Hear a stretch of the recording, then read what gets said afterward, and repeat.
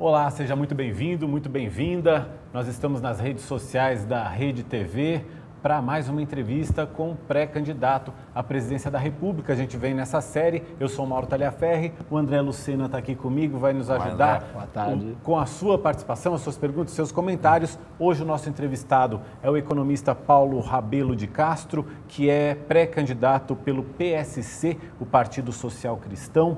O Paulo tem 69 anos, é do Rio de Janeiro, formado em Economia e Direito, é doutor pela Universidade de Chicago, foi professor da Fundação Getúlio Vargas, consultor de empresas, empresário também, colunista de jornais e revistas, autor de diversos livros e mais recentemente foi presidente do IBGE e também do BNDES durante o governo Temer. Paulo, muito obrigado pela presença. Prazer é todo meu, Mauro. O Paulo foi o único candidato até o momento que já nos trouxe um documento aqui registrado, né, com o plano, aí, as propostas de governo, é o plano de 20 metas. Resumindo um pouquinho, Paulo, é claro que nós vamos ter 1 hora para falar sobre essas 20 metas aqui. Do que se trata esse plano? O plano de 20 metas, primeiro faz justiça ao 20, que é o número do partido, mas menos por isso, e mais porque é um número adequado para cobrir 3 aspectos fundamentais das demandas da sociedade brasileira atual. O próprio S da sociedade, o E da economia e o I das instituições. Assim todo mundo sabe e grava, porque o S, E, I, eu sei. Eu sei, você sabe, André sabe, todos nós sabemos. Na realidade, todos nós temos uma intuição do que precisa ser feito na saúde, na educação, no transporte, onde a gente pena todos os dias para chegar ao trabalho e principalmente o trabalho que não existe. A primeira meta para a sociedade é recuperar 10 milhões de empregos durante os 4 anos do nosso governo. Isso é fundamental porque um país que não cresce e principalmente um governante que não tem o compromisso com o crescimento, os últimos só têm tido compromisso com estabilizar a economia e falam de inflação e juros altos o tempo todo, mas não tem o compromisso de entregar X milhões de empregos, que obviamente não será o governo, principalmente, que fará esses empregos, mas ele fará acontecer. Através do quê? De uma reforma da economia, onde a principal meta é justamente uma estrutura fiscal eficiente. Sem uma estrutura fiscal eficiente que também traga uma reforma tributária radical, uma reforma para valer, corajosa, a gente não consegue criar aqueles milhões de empregos da primeira meta. Portanto, as metas todas falam entre si, e já que estamos falando da sociedade, da economia e das instituições, a 20ª meta, a meta 20, é uma espécie de síntese, Mauro, e ela, na realidade, por ser a revisão da Constituição de 1988, ela é a meta que, de alguma forma, encampa, André, todas as outras providências. Por quê? Porque a nossa legislação ela é muito constitucionalizada, quer dizer, o Congresso levou tudo para o texto da Constituição. Então, se a gente quer mudar o país, vai ter que mudar a Constituição, não tem outro jeito. E vários pré-candidatos ficam falando aí, talvez eu faça isso. Não, não é talvez. Tem que fazer e é no dia 2 de janeiro de 2019 e já estamos preparando um texto de apresentação do que seria uma espécie de rascunho para facilitar o trabalho de discussão do Congresso. Um enxugamento, e uma modernização. Porque nós temos hoje cerca de 99 emendas, dependendo de como você faça a conta, é um conjunto enorme de puxadinhos. Chega uma hora que depois de tanta operação plástica, por assim dizer, uma das últimas foi a PEC de limitação do teto, a PEC do teto de gastos, como se chama, ou, aliás, até uma edição equivocada de uma limitação de gastos, temos que corrigir. Você corrige daqui.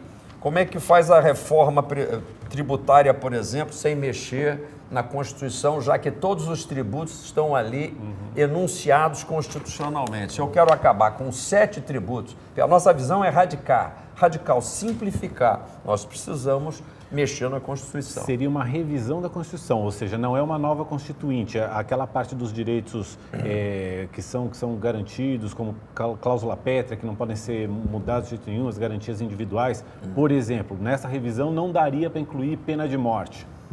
Veja bem, a pena de morte pode vir até em nível infraconstitucional se houver uma modificação do texto do Código Penal.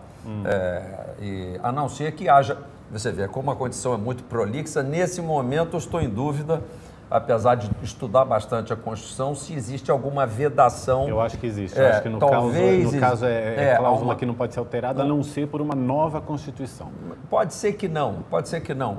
O que acontece é que a cláusula pétrea, e devemos explicar ao internauta que está nos acompanhando, que a cláusula pétrea é aquela imexível. Isso, né? Imexível. Existem alguns artigos da Constituição que a própria Constituição diz que não podem ser mexidos, a não ser que a gente faça uma nova Constituição. Pois a gente retira essa que está vigorando Mas e faz você uma veja nova. aqui, por exemplo, o rigor com que se trata um homicídio premeditado, especialmente se organizado numa quadrilha, que passa ali e mata uma senhora que estava na frente do banco na hora que a quadrilha entrou e a senhora foi assassinada de modo infame.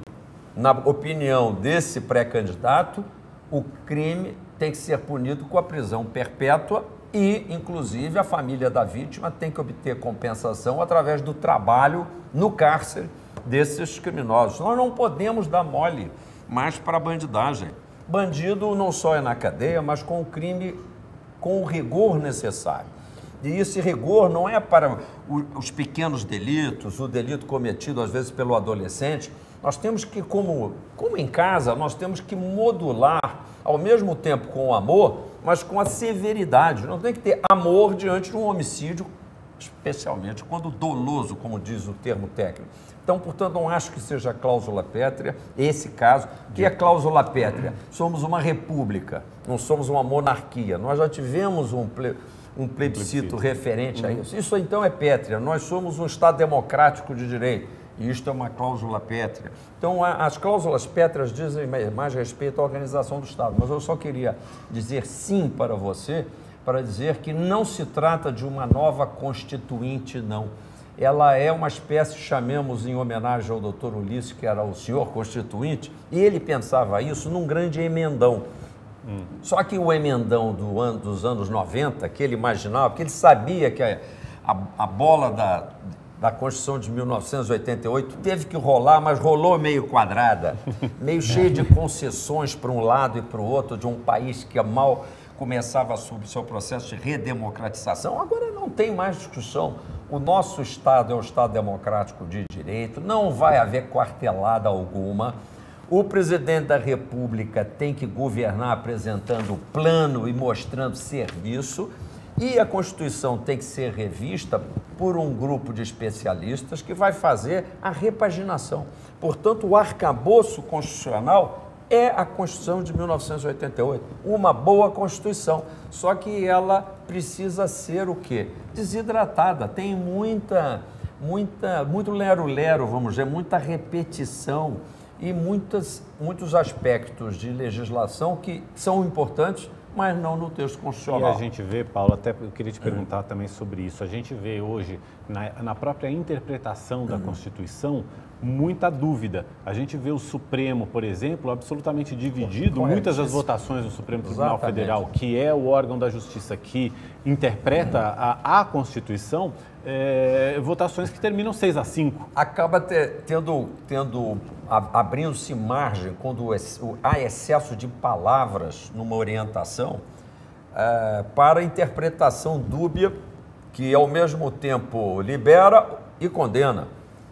Exatamente porque a Constituição invade, com o seu excesso de palavras, algo que nós precisamos ter, que é uma outra meta das instituições, a 16, adoro essa meta, porque é burocracia zero, governo eficiente, eletrônico, André, você que é mais jovem, entendeu? Um governo que não só ele é acompanhado através de uma plataforma, todos esses alvos, as 20 metas e tudo, todos os objetivos estão debaixo de cada meta, que são cerca de 100 objetivos, e obviamente há muita quantificação de objetivos para atingir uma só meta.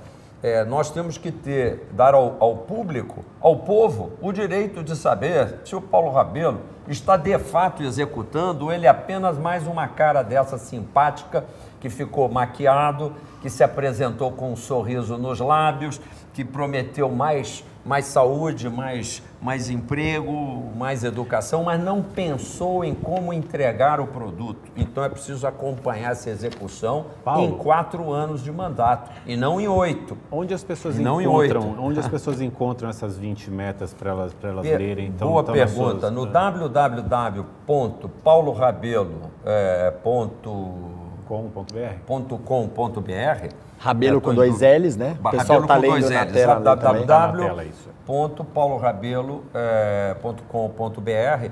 Nós temos ali já o plano em síntese. Em breves dias vamos ter também um cronograma de execução disso entre 2019 e 2022, porque algumas coisas vêm primeiro, outras depois. Muita gente começa a gostar do plano. Todo mundo que lê, aliás, digo isso modéstias à parte, que o pessoal se sente encantado. Então o Brasil tem solução? Mas claro! Então o Brasil tem jeito? O Congresso não vai atrapalhar? Claro que não. O Congresso, quando estiver diante de algo em que o povo votou, é muito difícil que não aprove. Se o candidato que brigou pela revisão constitucional convenceu o público de que a plataforma dele será, no dia 2 de janeiro, iniciar uma emenda inteligente, um emendão inteligente, preservando, repito, todo o esqueleto e, aliás, a estrutura, a musculatura da Constituição de 1989, mas modernizando, repaginando, como dissemos, eu acho que está pré-aprovado. É muito mais a ideia do como o Congresso vai dar os seus pitacos, que são as suas sugestões, isso também é normal, e antes de acabar 2019 tem que estar tudo aprovado para ser implementado em 1º de janeiro de 2020. Paulo, essa que é a minha programação. Você está num partido pequeno, PSC, acho que não chega a uma dezena de deputados. Hoje não, mas deve subir para quase 30. De qualquer forma, Paulo, bem sucedido. No Congresso o jogo ali é bruto. O jogo é um jogo de poder, é um jogo de ocupar espaços, de ocupar espaço na máquina pública. É muita troca de favor, é cargo aqui, verba ali, tudo isso. Não é uma visão ingênua acreditar que o Congresso, de uma hora para outra, possa votar porque é um plano que vai fazer bem para o país e pronto? Eu acho, na realidade eu tenho a certeza absoluta que, embora o jogo seja duro, nós teremos os mecanismos suficientes para levar a cabo essa implementação e rápido. Em primeiro lugar, por causa da maneira como nós abordamos as 20 metas. Note que a meta 20 é exatamente uma meta síntese. Eu, quando falava da PEC do teto de gastos, eu faço uma crítica. Acho que houve uma perda de poder político ali na votação, um desperdício de poder político, porque a gente jogou uma votação crítica em 2 turnos, com maioria absoluta em cada casa, na Câmara e no Senado, para votar um texto pequeno, quando na realidade podíamos ter feito a reforma tributária completa, que já estava, inclusive, por minha sugestão e nossa vamos dizer, colaboração ao presidente Temer, na mesa dele, e inclusive na comissão especial da reforma tributária. Já havia texto para ser rapidamente aperfeiçoado e votado ali mesmo, quem sabe até a da Previdência. Embora em votações separadas, o pacote fazia parte do mesmo assunto. Desperdiçou força política ali. Votou-se o lado da... votado mais do que votou. Um equilíbrio fiscal, como lá na sua casa, é o que você ganha e o que você gasta. Eu não posso fazer um controle do que a gente gasta sem também combinar com a família o que a gente ganha. Se alguém vai fazer um esforço adicional para, sei lá, no fim de semana, fazer um babysitting, né? não é? Fazer um trabalho extra, trazer uma graninha extra para dentro de casa, faz parte do lado da receita. Então tinha que atacar receita e despesa. Só se atacou o lado da despesa e atacou errado, porque puniu, prejudicou o lado dos investimentos. E prejudicando-se o lado do investimento, o Brasil não cresceu neste ano de 2017, 17 e agora 18, mais ainda, a decepção é grande, não cresceu o que deveria. Uma das consequências do teto de gasto, a gente já vê agora, o relator da Lei de Diretrizes Orçamentárias para o ano que vem, ou seja, o orçamento que o próximo presidente da República vai pegar no seu primeiro ano de governo, que é o senador Dalírio Beber. Ele está propondo, por exemplo, não reajustar salários e auxílios, os mais vários possíveis, dos servidores federais em 2019. Ele diz que isso representa aí uns 10% de economia nas verbas de custeio administrativas. Também vetar contratações de novos servidores, etc. E mesmo assim a meta para o ano que vem é um novo déficit, um déficit de 139 bilhões. Você concorda com isso, com esse não reajuste e você propõe em 4 anos reverter esse déficit para zerar esse déficit em 4 anos. Como fazer isso? Eu tenho certeza que vai dar certo. Para isso, a gente precisa ter exatamente o que você mencionava como uma necessidade na sua pergunta anterior, que é a coragem e o compromisso. Com votação prévia desse compromisso nas eleições no 7 de outubro. O Paulo Rabelo vai fazer, porque ele sabe fazer, ele sabe onde o dinheiro está. Então, ao invés da gente ficar escondendo o que vai fazer, já vai dizendo. 3 providências importantíssimas. Uma emergencial, ainda em 2019. É emergencial porque o presidente chega já com um orçamento pré-aprovado. Vai ter que mudar. A linha do senador Berger é boa. Quando ele fala em 10%, ele ouviu o galo cantar bem. Isso não ouviu bem em que quintal que era, mas 10%. Na realidade, hoje, devido a esse descontrole que está ocorrendo esse ano e que tende a se repetir no ano que vem, está mais para 12%, é uma má notícia. Mas como lá em casa a gente diz, olha gente, paciência, primeiro ano é um ano de trabalho e de esforço, nem diria que é de sacrifício. Por quê? Porque nós vamos aplicar a ideia do senador através de limitadores universais de despesas, LUD, para todas as rubricas. Porque o problema da gente controlar um orçamento é quando a gente fica escolhendo o que paga ou o que não paga. 2 grandes estadistas, Merkel em 2009, 2010 e Barack Obama em 2011, 2012, tiveram a coragem de fazer isso. Por isso estou dizendo que não é nenhuma originalidade. Nós estudamos profundamente esses 2 casos de sucesso, chegamos à conclusão de que é aplicável no Brasil. Dizer para o Congresso, vocês escolham quanto que vão aplicar de corte em cada rubrica e vocês têm X meses para aplicar, que aí no caso X meses tem que ter X dias, 60 dias para fazer a revisão do orçamento, não é contingenciamento. Vai rever o orçamento todo em 60 dias e reaprovar isso, a menos que o Berger já faça esse dever de casa. Mas as pessoas vão falar, pelo amor de Deus, vai cortar mais de saúde, vai cortar mais de educação? Não, nós vamos cortar um pouco de tudo e o Congresso, se ele quiser não cortar de educação e saúde, por exemplo, onde existe desperdício, ele até pode, mas ele vai pegar então o salário dele mesmo, congressista, além do salário do presidente da República. Esse eu já o coloco à disposição, acaba de sair numa revista semanal de grande circulação, exatamente minha promessa de que o presidente só passa a ganhar o seu salário no momento em que equilibrar o orçamento. É assim, eu já radicalizei, no caso do nosso salário, 100%. O Congresso pode aplicar uma alíquota de corte ou de contenção, eu prefiro chamar o nome, diferenciada para determinadas rubricas. Nos Estados Unidos, eles fizeram pela primeira vez um corte radical aonde? No orçamento de defesa, o que não é o nosso caso. Nós não estamos em guerra com ninguém e, aliás, as Forças Armadas precisam até de maior suporte, é o contrário. Mas lá cortaram mais na defesa. Com isso, puderam suprir educação, proteção de parques e uma série de outras atividades em que o Congresso decidiu cortar menos do que aquele corte médio de 10%. Agora, isso é num ano só. Uma vez que a gente tenha feito o ajuste da linha para o equilíbrio, a gente já fechou esse 139. A gente não aceita 139 bilhões de déficit operacional, porque quando diz primário, quer dizer, nem começou a pagar os juros e já está em déficit. Isso é uma desonra, uma indecência, que o país arrecade 1,4 trilhão, gente.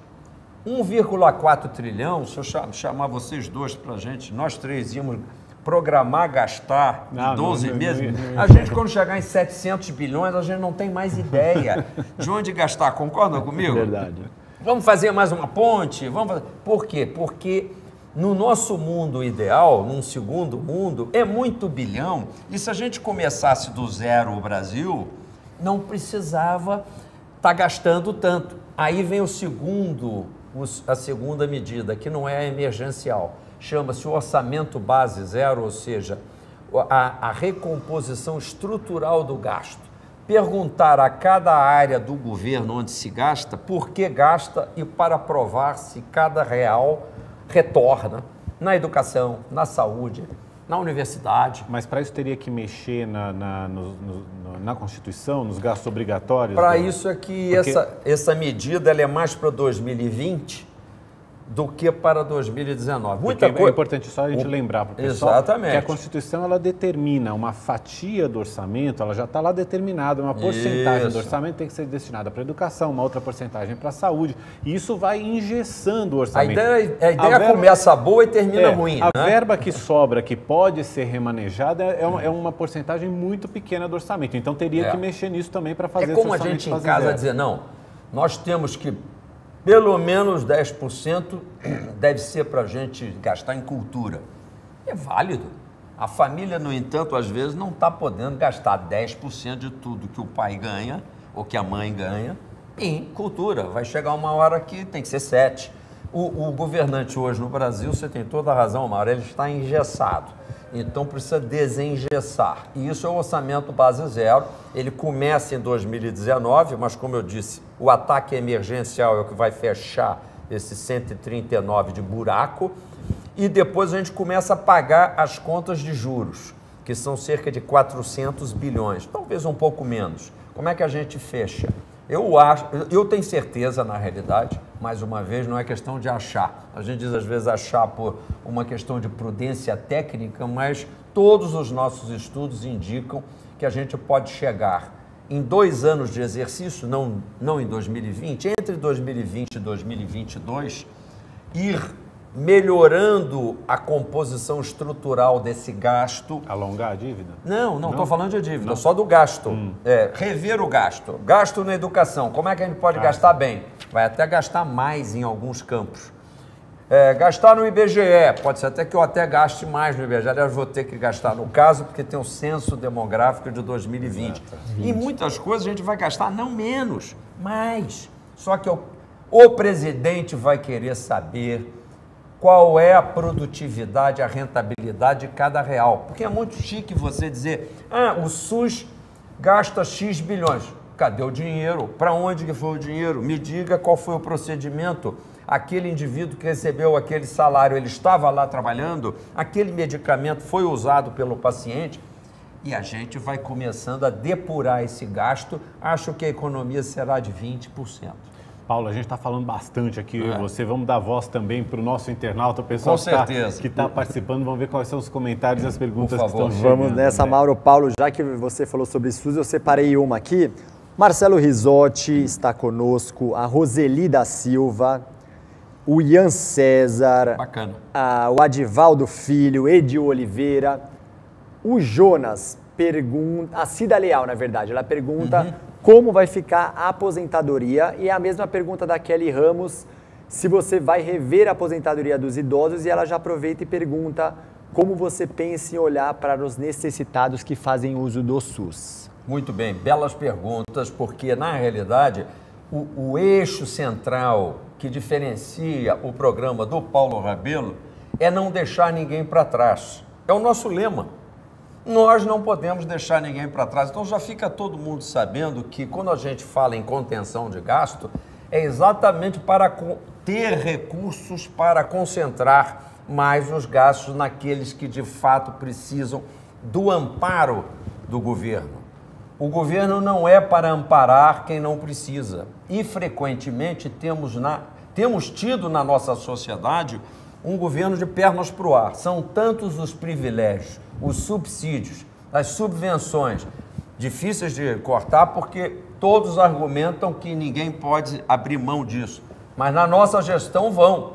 Por quê? Porque nós temos um programa para realmente dar para quem precisa. Agora, esse dar também é de maneira controlada, é de maneira muito bem acompanhada.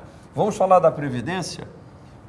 A Previdência mais importante é a Previdência do jovem, que ainda não está usufruindo dela, é um contribuinte, porque é aí que nasce o problema da Previdência. Quando a Previdência é mal organizada e você, que ainda é jovem, está contribuindo, supor que o Mauro já esteja mais velhinho e ele já seja um recebedor dos recursos. Hoje a Previdência funciona assim, você paga aqui, o governo, que sou eu, recebe e imediatamente gasta tudo, repassa e não tem fundo para você. Então não fica olhando para mim assim não.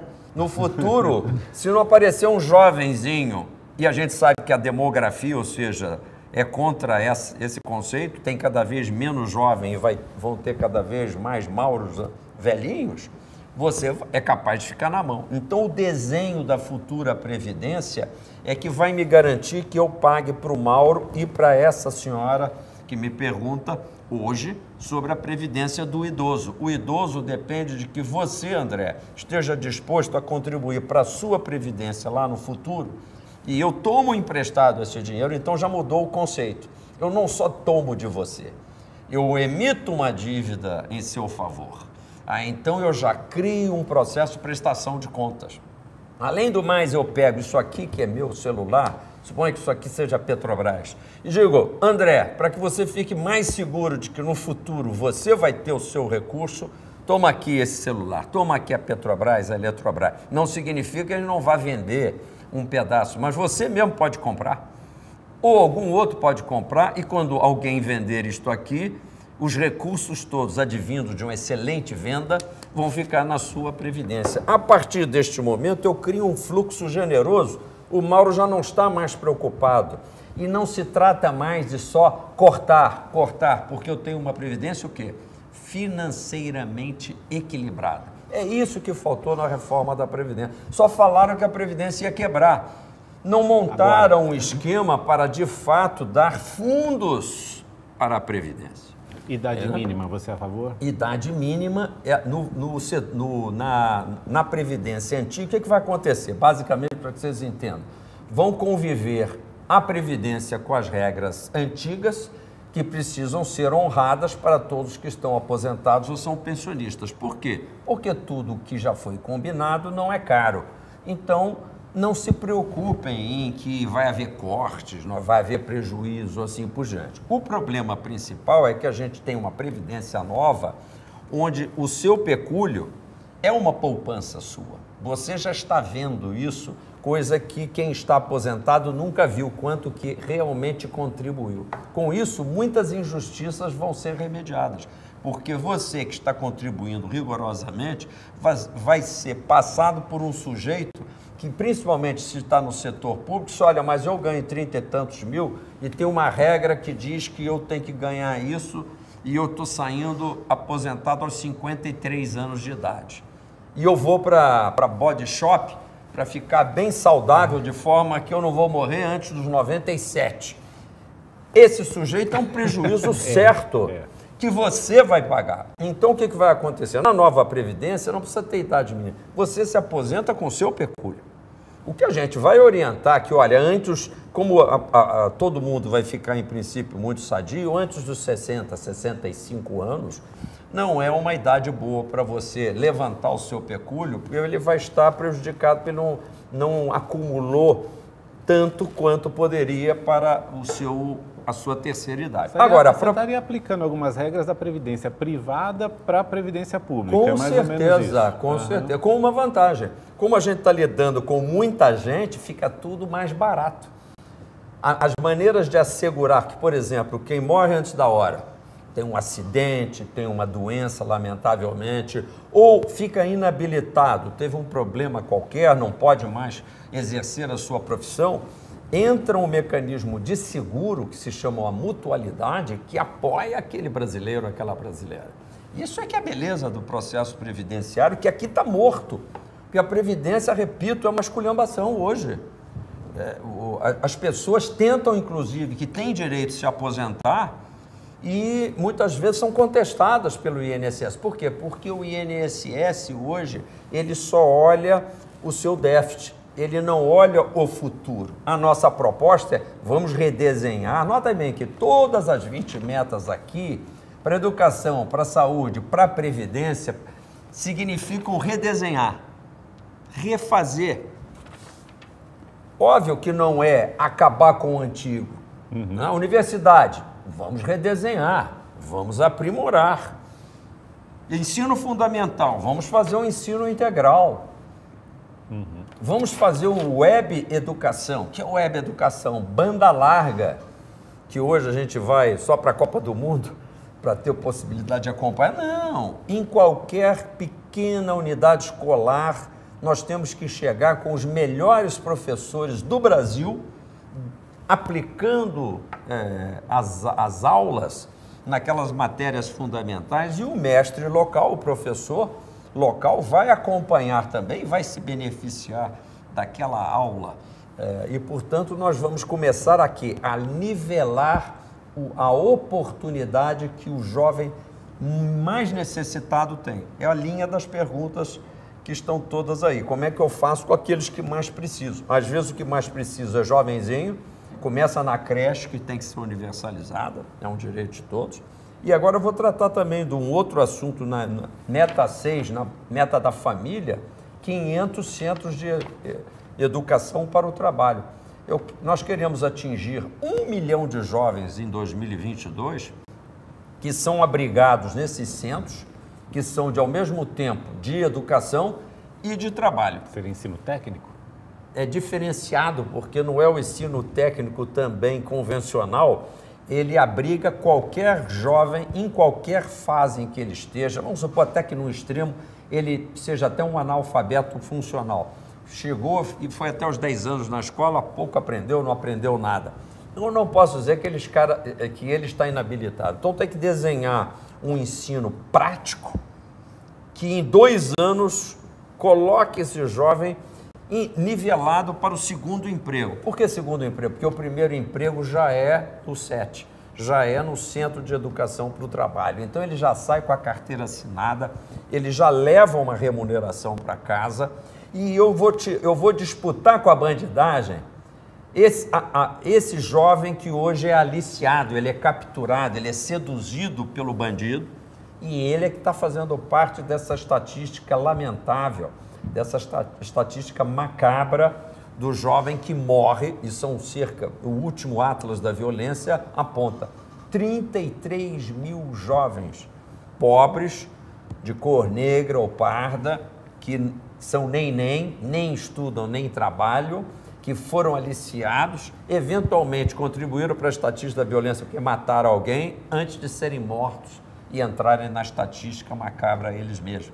Essa estatística vai ser quebrada. Tolerância zero para a violência, item 2 da meta, onde nós pretendemos, ao longo de 4 anos, poupar 60% das vidas que hoje perecem nos homicídios e também reduzindo na mesma proporção os assaltos. Deixa eu já voltar a esse tema, deixa eu só ver com o André o que mais que o pessoal tem comentado aí, por favor. Cleverson Gonçalves participa conosco também, o Elton Pinto, a Isis Penha Maria, o Damião Dias, a Jaque pergunta o que você irá fazer a respeito do desmatamento e a poluição dos rios. Eu achei uma pergunta interessante que a gente não tem recebido muito nessa série de pré-candidatos. Interessante porque é diferenciada, pois diferente, mas importantíssima. Agora, a pergunta quero respeitar, a pergunta da Previdência é importantíssima, dos idosos é importantíssimo. Tem tanto problema que... o idoso, que aliás até uma que falou dos idosos aqui, tem mais vida útil e saudável para os sêniores por novas capacitações e lazer. Meu Deus, as pessoas idosas estão vivendo mais, elas têm que ser recapacitadas. Elas precisam ficar mais tempo até no mercado de trabalho. No mercado de trabalho. Não por uma questão de contribuir por mais tempo, seria um efeito interessante, desejável, mas pelo próprio, né, saúde física, o trabalho ajuda, mental, exatamente, a ocupação, o trabalho, a produtividade, isso é uma coisa Minha positiva. mãe tem 99 anos e ainda está com a cabeça muito boa. E o último projeto dela, que eu gostaria até de que fosse uma homenagem a ela, é um centro de recapacitação de sêniores, de pessoas, homens e mulheres, a partir dos 60, dos 65, embora 60, 65 seja muito enxuto. Claro. Mas vamos botar 70, 80, não existe uma idade onde você não possa voltar a aprender e a fazer algo que... Produzir, né? Produzir para a sociedade. Para a sua família, para você mesmo, não é? Que embeleze a sua vida, que preencha a sua vida e que faça, como eu vejo no caso de uma pessoa com 99 anos, que tenha a perspectiva de pelo menos um pouco de futuro. Para minha mãe que tem 99, digo, mamãe, ano que vem, Brasília. E ela fica muito feliz. Para alguém com 99, ela tem a perspectiva, vou te ajudar. E uma coisa que ela vai me ajudar é porque ela tem todo esse projeto exatamente para os sêniores, que ela chegou a começar, mas já estava com mais de 80 anos, acabou não conseguindo implementar na cidade de Guapimirim, no Rio de Janeiro. Mas vamos voltar para a questão do meio ambiente a questão do desmatamento, que é o 7. Desmatamento e poluição dos rios, é o que é a verde pergunta água, da Jaque. O verde água da Jaque. Jaque, importantíssimo. Primeira coisa, começa com os biomas nacionais. Existe um grande brasileiro, ex-ministro da Agricultura, que é o professor Alisson Paulinelli, a quem eu saúdo aqui, que é um dos colaboradores, assim como um pai da aviação brasileira, Osiris Silva, outro grande colaborador no nosso plano. Então, quando vocês fiquem pensando aí, é o plano Paulo Rabelo, não. De grandes brasileiros, como Ives Gandra, que está já trabalhando na revisão constitucional, um grande jurista com o filho dele, Rogério Gandra, o Osiris, como eu disse, na área de indústria e inovação e na área de biomas, ou seja, que são as características principais da nossa vegetação brasileira, são 6 principais biomas, como melhor dar aproveitamento às características, por exemplo, da Mata Atlântica de um lado, do Cerrado brasileiro, que hoje dá grandes contribuições no setor produtivo, da vegetação amazônica, da caatinga nordestina, dos campos gerais do sul do país e assim por diante. E, obviamente, da área inundada do Pantanal brasileiro. São os biomas brasileiros. Debaixo da terra tem os aquíferos e os lençóis freáticos. Então, é importantíssimo a gente manter os mananciais para que haja o reabastecimento, coisa que hoje não ocorre adequadamente, de água debaixo da terra, nesses lençóis freáticos, para que o homem possa aproveitar melhor e de maneira mais inteligente a água. Por isso é que a meta homenageia o verde da floresta, da mata ou do cerrado e a água.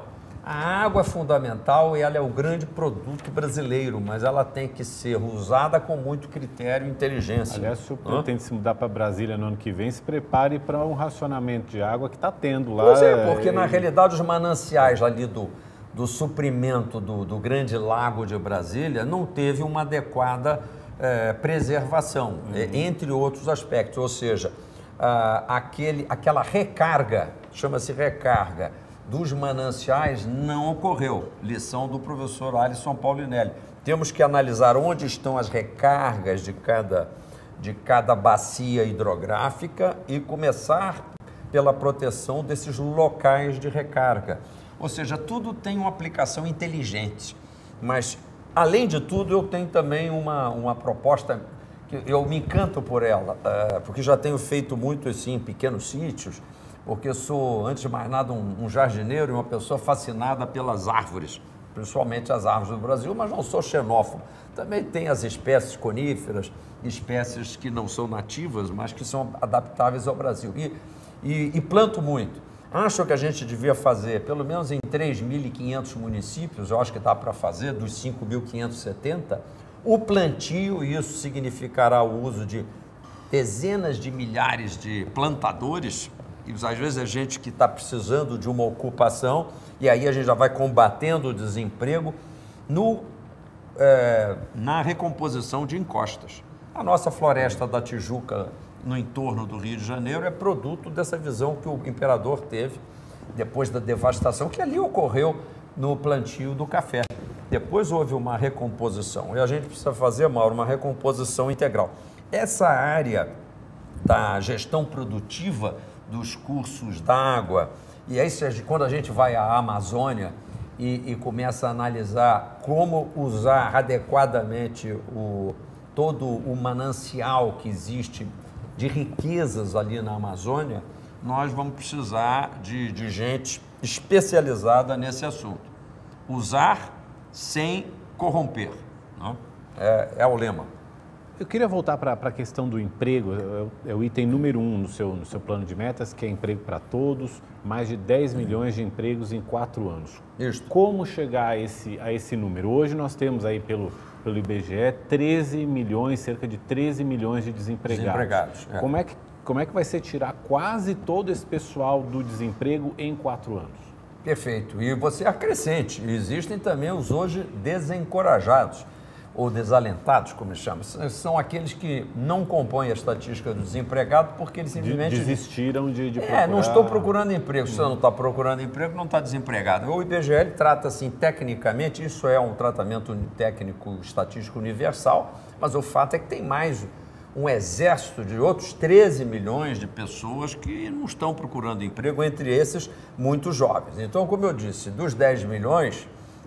A gente pode até calcular essa estatística por fora, mas vamos ter em 2022 pelo menos 1 milhão de jovens que, se não estiverem desencorajados, estarão na estatística de desempregado, e é onde o desemprego é mais agudo, entre os jovens. É curioso isso. Quase 50% dos jovens que buscam emprego não encontram. Então, abrir essa primeira oportunidade com contratos de trabalho simplificado, realmente, se possível, o governo assinar a carteira do primeiro emprego nesses CETs, nos Centros de Educação para o Trabalho, vai dar um alívio para os pais, para o pai e para a mãe, que sai às vezes de casa com o coração na mão. Mas vamos voltar para o âmago do processo de criação de emprego. Gente, não é o governo, isso é a indústria. É a meta 12, por isso é que tudo fala com tudo aqui. É a meta 13, é a meta 14, porque a 13 é o planeta agro. E o planeta agro, que não emprega muito no campo, a gente sabe que o campo hoje é muito tecnificado, mas ele emprega depois da porteira da fazenda, no transporte, está aí esse monte de caminhoneiros que a gente viu manifestando, são todos, uma grande parte... eles estão na corrente produtiva do agronegócio. Com certeza, com certeza. E a infraestrutura? Importantíssima. Nós estamos pelo menos 50% atrasados, 50% no sentido de que a infraestrutura brasileira devia valer cerca de 60% de um PIB brasileiro, 6 vezes 7, 42, devia valer 4 trilhões de reais, e hoje ela não está valendo mais do que 3 vezes 7, 2 trilhões de reais. E a pergunta do Jonas também, com relação à infraestrutura, o Jonas também está perguntando isso para vocês. Pois é, Jonas. O país vai ter que precisar muito do Banco de Desenvolvimento que eu presidi, que é o BNDES, para realmente chamar a bronca para si e dizer, não, nós vamos montar soluções financeiras viáveis para tocar toda a infraestrutura, principalmente o quê? Nas prioridades, que é o projeto Ferrovias. Os modais de transporte brasileiros estão todos hoje concentrados, fruto de uma opção histórica lá atrás, não convém debater quem estava certo, quem estava errado, mas esse rodoviarismo excessivo, que nem é rodoviarismo excessivo, se comparar com a densidade da malha rodoviária em outros países, nós não temos estradas asfaltadas compatíveis com a comparação europeia ou americana. Ou seja, até não é excesso de estradas, é carência total das outras opções, principalmente a opção ferroviária e principalmente na Amazônia, o uso também das hidrovias. Isso tudo a gente pode fazer se pegar para valer. Pegar para valer, gente, muito trabalho, em 4 anos. Mas vai ter dinheiro para isso? Com certeza, porque antes, olha lá, meta 8. É por isso que eu digo, ninguém pode chiar em 2019 que nós vamos fazer uma economia, porque isto é central. E nesse sentido, vamos chamar o Congresso Nacional inteirinho. Gente, nem adianta atravessar a rua para ir lá no 3º andar do Palácio do Planalto. Nós vamos conversar fiado, vamos tomar cafezinho, mas esse assunto é matéria já vencida, vencida nas eleições. São vocês, gente, votem em você. Você que está querendo emprego, agora eu estou falando enfaticamente como candidato, mas é isso, gente. Aproveita, não fica indeciso, não vota em branco, não vota nulo.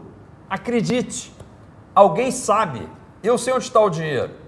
Eu sou novo na praça, mas você pode querer votar em você e ao votar neste plano, você vota em você. Por quê? Ao estabelecer uma economia no orçamento no primeiro ano, já viabilizou a meta de infraestrutura, que é 1,2 trilhão. É dinheiro para burro.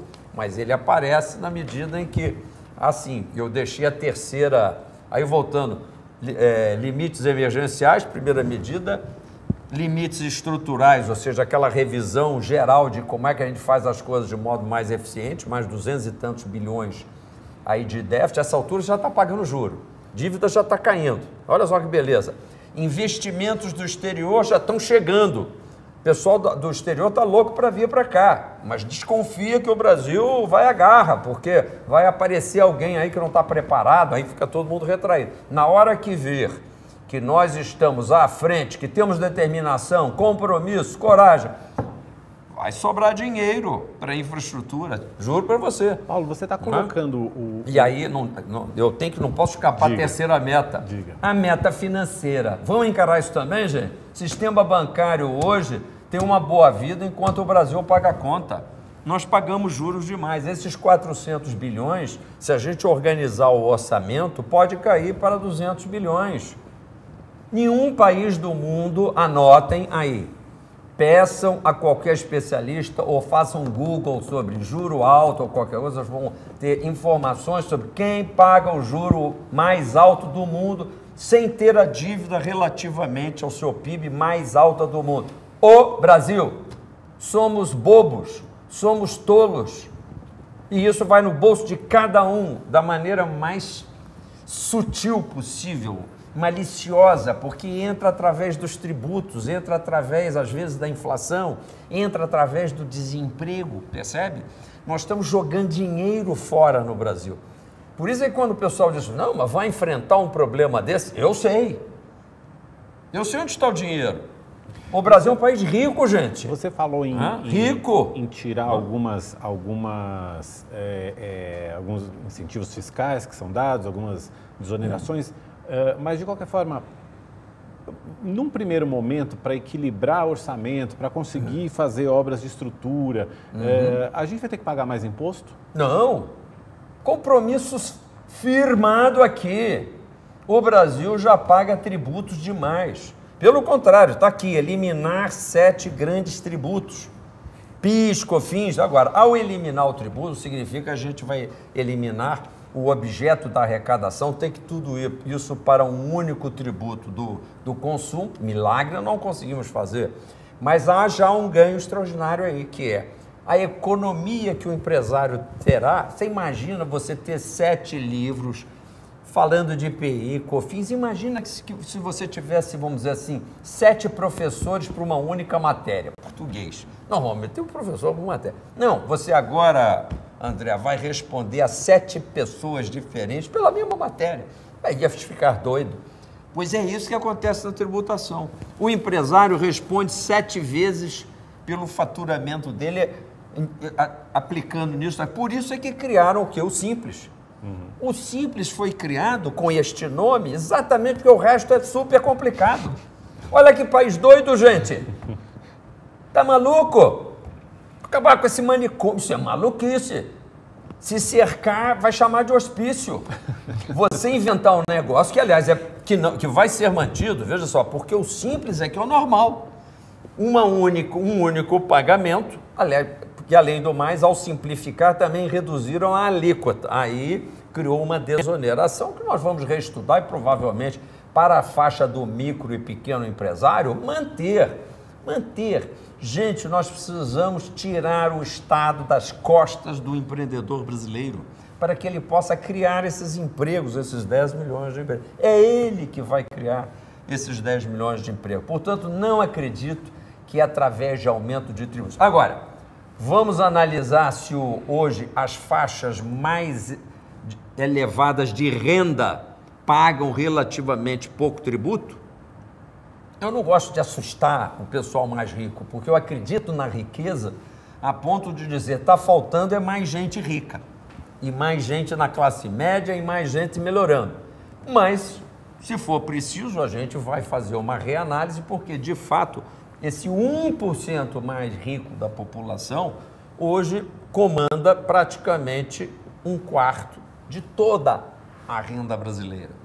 Então, de fato, é uma desproporção como a gente praticamente não vê em lugar nenhum do mundo. Isso seria que abrir a possibilidade para, por exemplo, taxação de lucros e dividendos? Com certeza, mas isso você veja, não cai no capítulo de aumentar tributos. Cai em que capítulo? No capítulo de tratar a todos por igual. Se a renda do trabalho é tributada, não há nenhum motivo para que a renda do capital também não seja tributada na mesma proporção. Até porque, senão, as pessoas vão se organizar para receber como renda de capital aquilo que é renda de trabalho. Gente, o que já vem acontecendo. Que vem acontecendo. Muitas vezes, nos níveis mais altos de renda, você se organiza para ser empresário de você mesmo.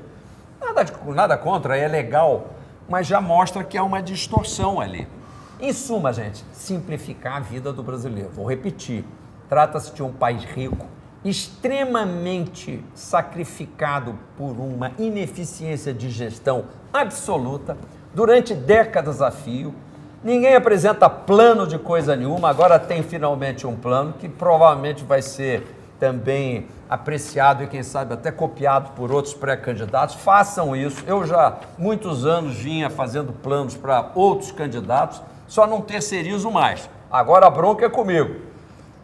E vocês vão acompanhar. Você foi colega de classe em Chicago do Paulo Guedes, que é quem está coordenando a campanha do pré-candidato Jair Bolsonaro. Vocês bebem da mesma fonte em termos de pensamento, de economia?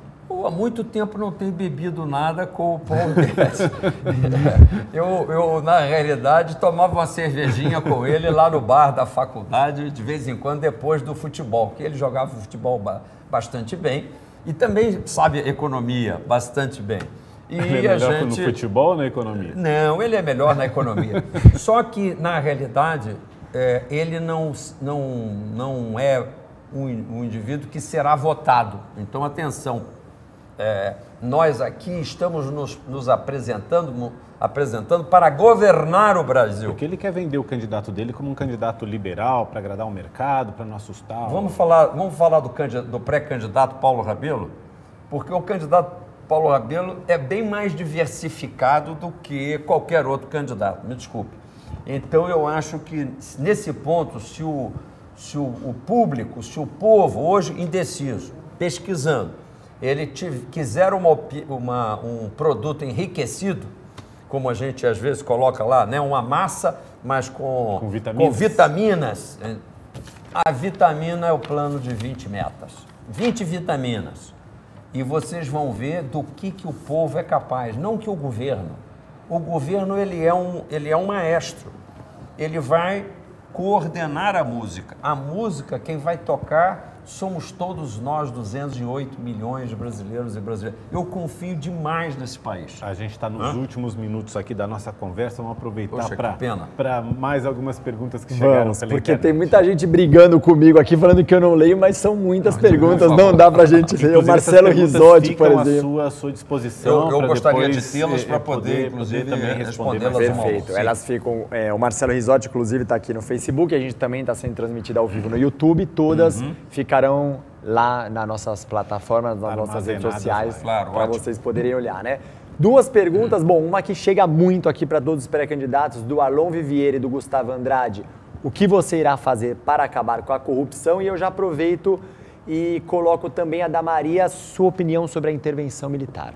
Ok. Começando pela Maria, eu já disse que vivemos no Estado Democrático de Direito.